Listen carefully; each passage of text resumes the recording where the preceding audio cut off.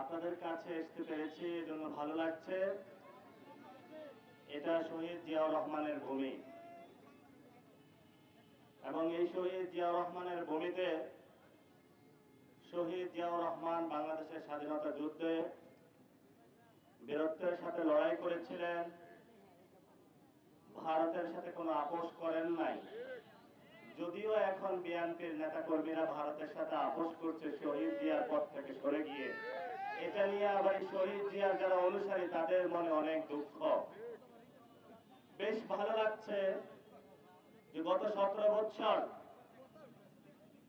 দুপচাচিয়া বগুড়ার লোক হওয়ার কারণে যদি কোনো চাকরির পরীক্ষায় যেত, কোনো ভাইভাতে যেত, বলতো তুমি বগুড়ার লোক, তোমাকে নেওয়া যাবে না। এইসব বিষয় আপনাদের ঘটে নাই?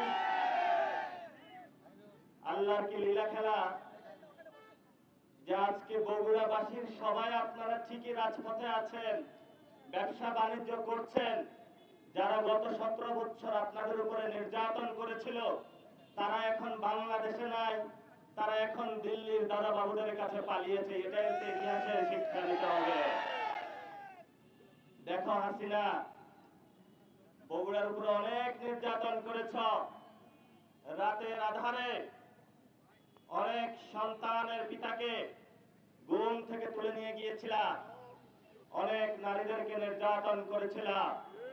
তাদের শুধু একটি অপরাধ ছিল, তারা হলো বগুড়া জেলার ছিল। আজকে হাসিনা দেখো বগুড়াবাসী সগৌরবে দাঁড়িয়ে আছে, আর তোমরা হলো দিল্লিতে পালিয়েছ। এটাই হলো আমাদের আজাদের বাংলাদেশ। এই ইতিহাস থেকে আমরা আরো শিক্ষা নিতে পারি যে আগামীর ভবিষ্যৎ বাংলাদেশে যারা গোপালগঞ্জের সাধারণ মানুষ, আমরা তাদের সাথে সঠিক বিচার করব। শুধু গোপালগঞ্জ নাম হওয়ার কারণে আমরা তাদের সাথে কোনো অন্যায় অবিচার করব না। আমরা গোপালগঞ্জে গিয়েছি, গোপালগঞ্জের অধিকাংশ মানুষ শেখ ফ্যামিলিকে পছন্দ করে না।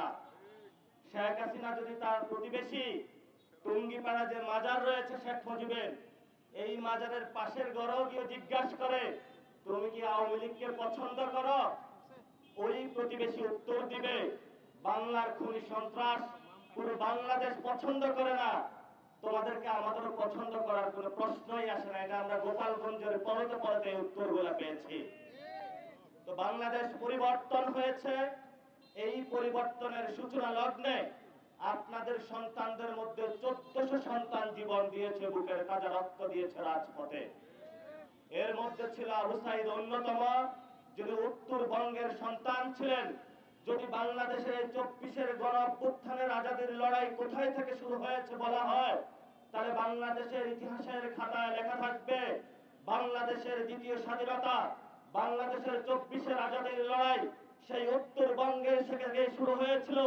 যেই মানুষগুলোকে বলা হয়েছিল এতদিন মঙ্গা পীড়িত এলাকার লোকজন, যেই মানুষগুলোকে দমিয়ে রাখা হয়েছিল, সেই মানুষগুলা শেখ হাসিনার গুলির সামনে বুক পাতিয়ে বলেছিল বুক পেতেছি গুলি কর, বাংলাদেশ আমি স্বাধীন করব, জীবন দিব, হাসিনার দুঃশাসী পতন করব। উত্তরবঙ্গের লোক দেখিয়ে দিয়েছে যে বাংলাদেশের স্বাধীনতার প্রশ্নে, ভারতের দাদাগিরির প্রশ্নে, বাংলাদেশের আজাদির প্রশ্নে বরাবরই বাংলাদেশের মানুষের পক্ষে উত্তরবঙ্গ আজীবন ভূমিকা রেখে চলবে ইনশাআল্লাহ। প্রিয় উপস্থিতি, নির্বাচনের পরে শহীদদের নাম ব্যবহার করা হয়েছে। যদি একজন শহীদ ফ্যামিলিকে জিজ্ঞাসা করা হয় আপনার সন্তান কেন জীবন দিয়েছিল, উত্তর দিব একটি সুন্দর বাংলাদেশ গঠনের জন্য, বাংলাদেশের পরিবর্তনের জন্য।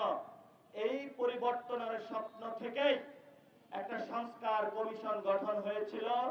সেই সংস্কার কমিশন যেখানে সব দল এসে বাস্তবায়ন করার কথা, কিন্তু অনেক দল বেঁকে বসলো। গত 17 বছর এই সংস্কার না হওয়ার কারণে যাদের নেতা নেত্রীরা জেলে পড়েছে, বালুর ট্রাক সরাইতে পারে নাই, আরাফাত রহমান কুকুরকে হত্যা করা হয়েছে, খালেদা জিয়াকে হত্যা করা হয়েছে, অসংখ্য বিএনপির নেতাকর্মী, জামাতের নেতাকর্মীকে হত্যা করা হয়েছে। বাংলাদেশের মানুষ বলল আজাদ বাংলাদেশের জন্য আমাদের সংস্কার প্রয়োজন। তারপর একটা গণভোট হলো, সেই গণভোটে আপনারা সবাই ভোট দিয়েছেন এবং সেখানে 70% মানুষ গণভোটে হ্যাঁ পক্ষে ভোট দিয়েছে যে আমরা বাংলাদেশটা পরিবর্তন করতে চাই। কারণ আমাদের 1400 ছেলে জীবন দিয়েছে, অসংখ্য সন্তান, কেউ পা হারিয়েছে, কেউ হাত হারিয়েছে, কেউ চোখ হারিয়েছে। কিন্তু নির্বাচনের পরে আমরা দেখলাম অন্য লীলা খেলা। সরকার প্রধান বেঁকে বসলো, এর মধ্যে কয়েকজন মন্ত্রী বক্তব্য দিলে ওই সময় যদি নির্বাচনে মানুষদেরকে এই কথা না বলতাম তাহলে তো মানুষ আমাদেরকে ভোট দিত না। তো আপনি নির্বাচনের পূর্বে এক কথা বলবেন, নির্বাচন পরবর্তী আরেক কথা বলবেন। একে আমরা বলি বাংলাদেশের মানুষের সাথে স্পষ্ট প্রতারণা। আর এই প্রতারণার আশ্রয় নিয়েছে বাংলাদেশের আমাদের একটি নন্দিত জনগোষ্ঠী, সেই দলটির নাম হলো বিএনপি। আমি দুঃখ প্রকাশ করছি বিএনপির ভাইদের কাছে, আপনারাও তো ভোট দিয়েছিলেন, তাহলে 70% কোথায় থেকে ভোট আসে সেটা তো আপনাদের কাছে প্রশ্ন রেখে গেলাম আমরা। তাহলে আপনি ভোট দিয়েছেন, আপনি রায় দিয়েছেন, সে রায়ের পরে আপনি কেন এখন উল্টে গেলেন যে বাংলাদেশে কোনো সংস্কার হবে না? গতকালকে আমাদের যে জনতার পার্লামেন্ট, এই পার্লামেন্টে একটি ঐতিহাসিক গৃহীত কর্মকাণ্ড হলো, যেখানে আমরা সংস্কার একটি রিফর্ম অ্যাসেম্বলি হওয়ার কথা, সেই পার্লামেন্টে একটি সংশোধিত কমিটি হলো, যেই কমিটির মাধ্যমে তারা সংবিধান সংস্কার করার কথা ছিল সেখান থেকে সরে গিয়ে তারা সংবিধান সংশোধনে চলে গিয়েছে। এবং সেখানে তারা একটা কমিটি গঠন করলো। আমরা যারা 11 দলীয় জোট, আমরা সেই কমিটিকে প্রত্যাখ্যান করলাম, পার্লামেন্ট থেকে ওয়াকআউট করে চলে আসলাম। এবং আমাদের 10 বিভাগে 10টি মহাসমাবেশ হচ্ছে, যেই সমাবেশে আমরা গণভোটের রায় বাস্তবায়ন, সীমান্ত হত্যা বন্ধ, ভারতের আগ্রাসন বন্ধ, বাংলাদেশের জনজীবনের প্রতিনিয়ত যে সমস্যাগুলো রয়েছে, বিদ্যুতের সমস্যা, পণ্যের ঊর্ধ্বগতির সমস্যা, ইনফ্লেশন সমস্যা বা মুদ্রাস্ফীতির সমস্যা, এগুলো বন্ধ করার জন্য জনদুয়ারে যাচ্ছি দিন দিন। এবং আপনাদের কাছেও আজকে আপনাদের উপজেলায় এসেছি আমরা, যেই দাবিটা নিয়ে এসেছি সেই দাবিটা খুবই সহজ সরল। দাবিটা হলো বাংলাদেশের মানুষ যেহেতু 70% ভোট দিয়েছে সংস্কার জন্য, তাহলে বাংলাদেশের সংস্কার বাস্তবায়ন হবে। যেহেতু 1400 লোক শহীদ হয়েছে সংস্কারের জন্য, বাংলাদেশের সংস্কার বাস্তবায়ন হবে। যেহেতু হাজার হাজার মানুষ আহত হয়েছে বাংলাদেশে, তাহলে বাংলাদেশের সংস্কার বাস্তবায়ন হবে। যদি কোনো দল, যদি কোনো পরিবার, যদি কোনো গোষ্ঠী এই সংস্কারের পথে বাধা হয়ে দাঁড়ায়, তাহলে শেখ হাসিনার যেই পরিণতি হয়েছিল, সেই দল, সেই গোষ্ঠী, সেই পরিবারের আগামীতে একই পরিবার, একই দশা উপভোগ করতে হবে বাংলাদেশে। আমরা স্পষ্ট করে দিচ্ছি আপনাদেরকে, আমরা 5 আগস্টের পরে, গণঅভ্যুত্থানের পরে দেখলাম ওবায়দুল কাদের বলেছিল যে আওয়ামী লীগের 5 লক্ষ নেতা কর্মী মারা যাবে। আমরা নিজেদের হাতে আইন তুলে নেই নাই, আমাদের সব ক্ষমতা ছিল, কিন্তু আমরা বলেছি আমরা বিচার বিভাগের কাছে যাব। শেখ হাসিনা যেভাবে আল্লামা সাঈদীকে ফাঁসিতে ঝুলিয়েছিল, শেখ হাসিনা যেভাবে অসংখ্য লোককে বিনা বিচারে ফাঁসি দিয়েছিল, আমরা সেভাবে যাব না, বিচারালয়ে যাব। বিচার যদি বলে তুমি অপরাধী, তাহলে আমরা তোমাদেরকে ফাঁসিতে ঝুলাবো। সেই বিচারালয়ে আমরা গিয়েছি, আমরা সঠিক বিচার পেয়েছি। শেখ হাসিনার ফাঁসি হয়েছে বাংলাদেশে, কিন্তু এই জায়গায় বাদ সাধলো যাদের সাথে গত 17 বছর লড়াই করেছি, যাদের সাথে গণ অভ্যুত্থান করেছি, ওদের কাছে বিচারের যে টাকা বড় মুখ্য হয়ে গেল।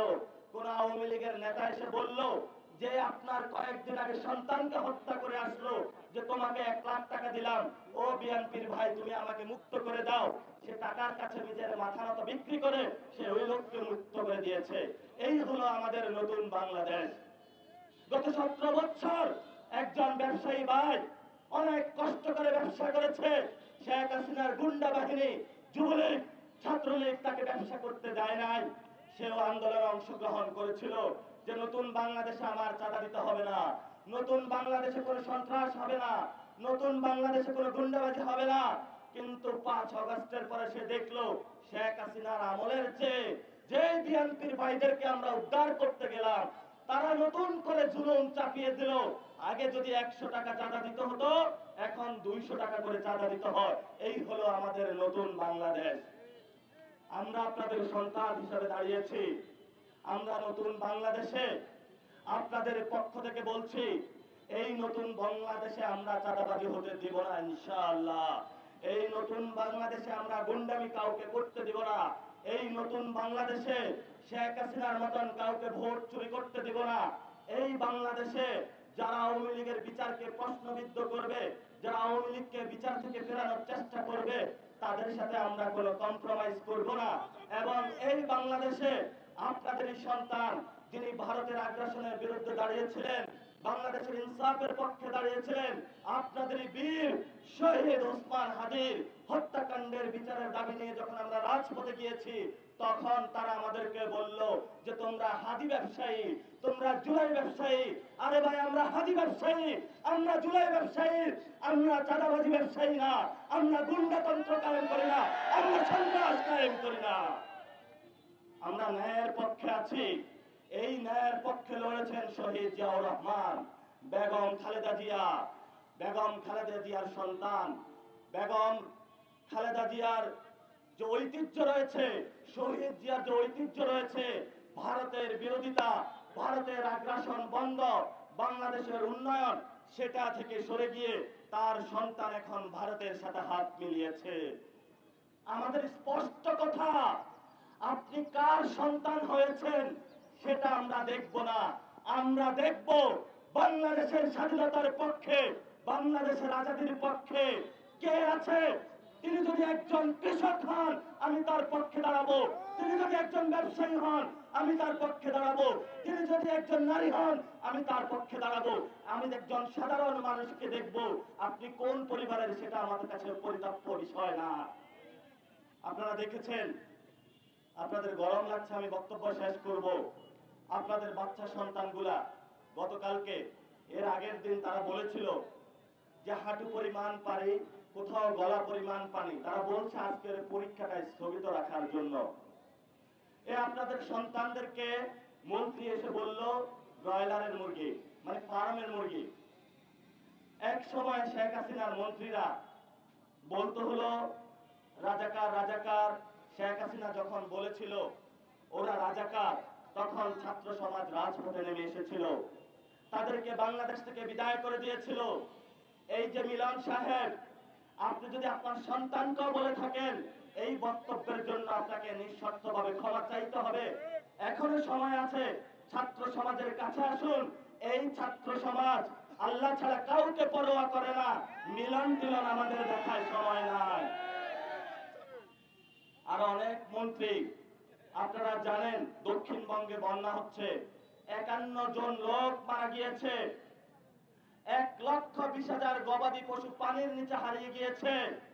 আমরা ত্রাণ মন্ত্রীকে ওই জায়গায় দেখলাম না, প্রধানমন্ত্রীকে দেখি নাই, কোন মন্ত্রীকে দেখি নাই। তারা এসি রুমে বসে আনন্দ উল্লাস করছে, বাংলাদেশের মানুষকে হ্যায় করছে। তারা মনে করেছে আমরা 200 সিট পেয়েছি, এই তো আমাদের ক্ষমতার মসনদ। যেই জনতা ক্ষমতার মসনদে বসাতে পারে, ওই ক্ষমতার মসনদ থেকে টেনে এসে আবার নামাতে পারে, এটাই হলো বাংলাদেশের জনগণ। আজকে আপনাদের দুপচাচিয়াতে এসেছি। কয়েকদিন আগে এখন একজনকে কুপিয়ে হত্যা করা হয়েছে, আপনারা সবাই এই নিউজটা দেখেছেন না?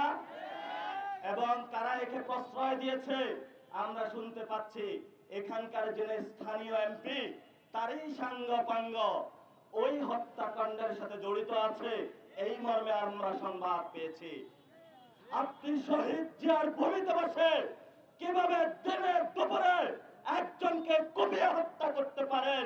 আপনি বিএনপির একজন কুলাঙ্গার, আপনি কোন সভ্য সমাজের বসবাসকারী নয়।